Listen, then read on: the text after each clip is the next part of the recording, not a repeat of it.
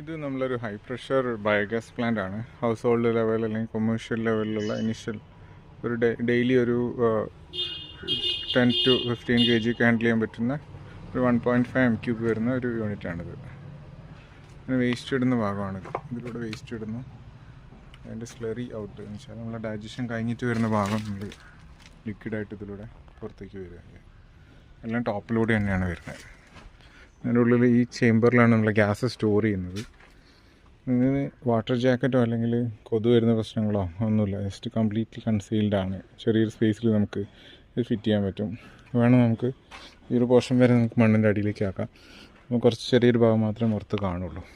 പിന്നെ ഒരു പ്രത്യേകത, ഭയങ്കര പ്രഷറിലായിരിക്കും ഇതൊന്നും ഗ്യാസ് വരിക. ജസ്റ്റ് നിങ്ങൾക്ക് തുറന്ന് കാണിച്ചു തരാം. ഗ്യാസ് പോണ സൗണ്ട് കേട്ടോ. വളരെ ഹൈ പ്രഷറിലാണ് ഗ്യാസ് വരിക. കോമ്പാക്ട്